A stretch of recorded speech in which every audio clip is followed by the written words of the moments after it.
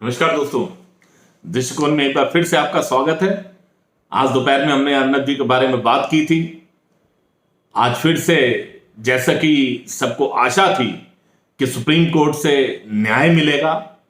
और सच की विजय होगी, अंततः वही हुआ। जस्टिस चंद्रचूड़ की बेंच ने इंटरिम ऑर्डर आज पास किया, जिसके तहत अर्नब गोस्वामी को बेल ग्रांट हो गई है।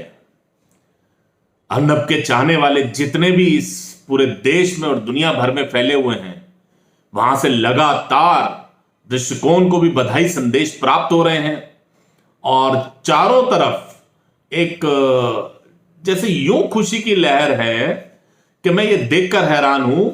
कि एक पत्रकार जिसको एक झूठे केस में फंसाकर जेल में महाराष्ट्र सरकार ने ठूंस दिया था, वो वापिस आ रहा है, या कोई हीरो, कोई सैनिक, कोई फतह प्राप्त करके, कोई जीत प्राप्त करके वापस आ रहा है। एक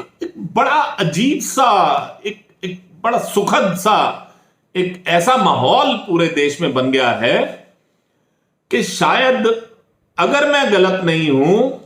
तो अभी कल ही जो बिहार चुनाव के नतीजे आए हैं, उस नतीजे के बाद लोगों ने एनडीए की जीत पर, या कहें कि जो अप्रत्याशित नतीजे उन लोगों के लिए आए, लिब्रांडो गैंग जितना भी है, जो पत्तलकार जितने लेफ्ट लिबरल घूमते रहते हैं, जिन्होंने ये एग्जिट पोल निकाला था कि एनडीए की सरकार जा रही है, नीतीश कुमार हट रहे हैं और तेजस्वी 180 सीटें लेकर आ रहे हैं। ये जो ड्राइंग रूम में बैठकर अपनी अपनी सुविधा के हिसाब से जिन लोगों ने वो एग्जिट पोल बनाया था, उस एग्जिट पोल का नतीजा जब खारिज हुआ, कल एनडीए जीता, उसके बाद भी शायद लोगों ने एक दूसरे को इतने मैसेजेस नहीं किए होंगे, बधाई आपस में नहीं दी होगी, जितनी कि सुप्रीम कोर्ट का ये नतीजा आने के बाद जो अर्नब के प्रशंसक हैं, जो उसके शुभ चिंतक हैं, जो सच की लड़ाई अर्नब ने लड़ी, उसके साथ में जो कंधे से कंधा मिलाकर खड़े रहे, उन लोगों में जो खुशी की लहर है। जस्टिस चंद्रचूड़ ने सच का साथ दिया, न्याय की गरिमा को बनाए रखा, और साथ में उन्होंने जो एक टिप्पणी करी वो बहुत मैं आपसे शेयर करना चाहूंगा। उन्होंने कहा कि कहीं पर भी किसी भी फंडामेंटल राइट का इंफ्रिंजमेंट होता है तो उस चीज के ऊपर जो भी संबंधित कोर्ट है, उस संबंधित कोर्ट को तुरंत संज्ञान लेना चाहिए।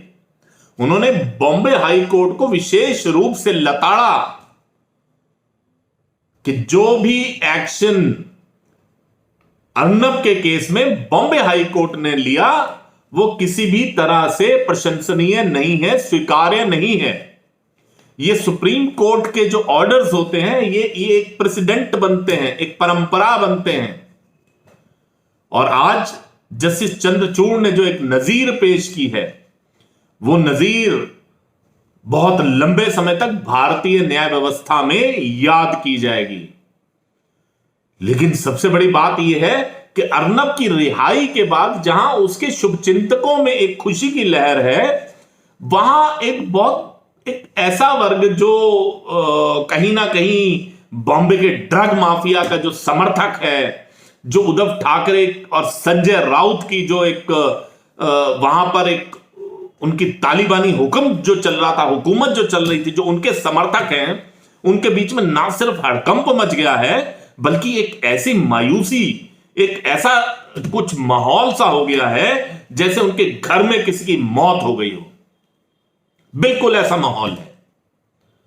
और मैं तो इस बात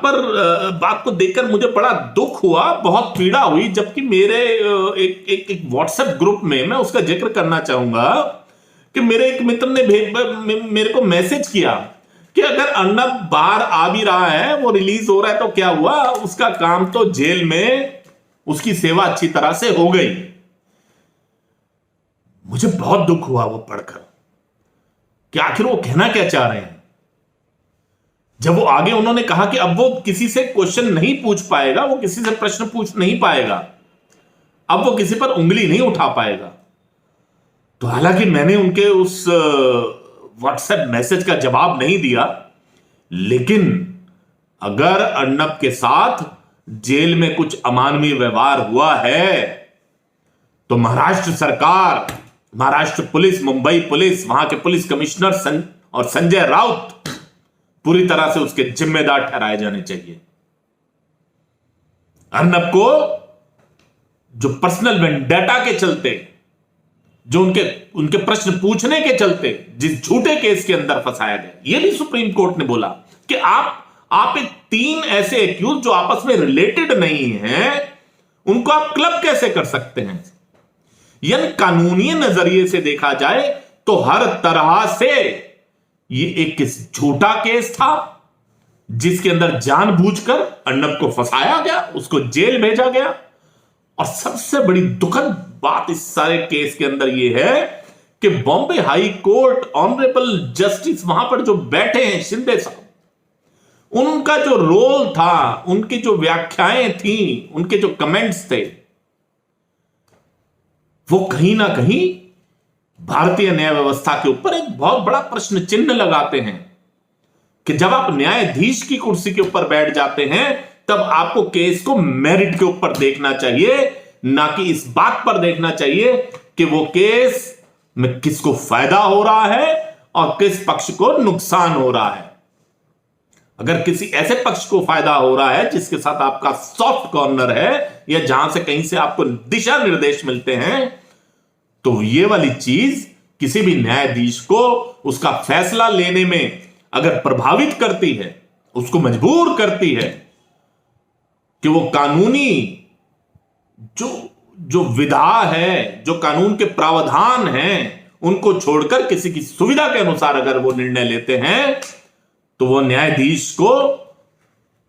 एक बार को तो जरूर सोचना चाहिए और उससे ऊपर जो भी उनके अधिकारी हैं, जो ऊपर का एक जो सुप्रीम कोर्ट है, उनको उसके ऊपर जरूर संज्ञान लेना चाहिए और कोई ना कोई निर्णय लेना चाहिए कि बॉम्बे हाई कोर्ट के उन ऑनरेबल जज ने यह फैसला इस तरह से क्यों लिया कि जहां की यह साफ इंगित हो गया कि यह कानूनी प्रावधानों से ऊपर उठकर किसी को प्लीज करने के लिए या किसी को संतुष्ट करने के लिए वो फैसला लिया गया। खैर, सुप्रीम कोर्ट ने आज न्याय कर दिया है। कल वो पूरी तरह से इसके ऊपर बहुत डिटेल्ड निर्णय देने वाले हैं और संभवतः आज शाम को किसी भी समय, शायद जब तक ये वीडियो आप तक पहुंचेगा, अर्नब गोस्वामी बाहर आ चुके होंगे। बहुत खुशी की बात है। उसके सभी चाहने वालों को, उसके सभी शुभचिंतकों को बहुत बहुत बधाई, बहुत बहुत मुबारकबाद। और सच की ये जो लड़ाई, जो मशाल अर्नब ने जलाई है, ये लगातार जलती रहेगी, ये लड़ाई जारी रहेगी। अर्नब के स्टाइल से, अर्नब के बात करने के तरीके से किसी को परेशानी हो सकती है, आपत्ति हो सकती है, लेकिन जो मुद्दे, चाहे वो पाल घर का संतों की हत्या का मुद्दा हो, चाहे कंगना रनौत का मुद्दा हो, चाहे सुशांत सिंह राजपूत का मुद्दा हो, और चाहे उत्तर प्रदेश में हाथरस में हुए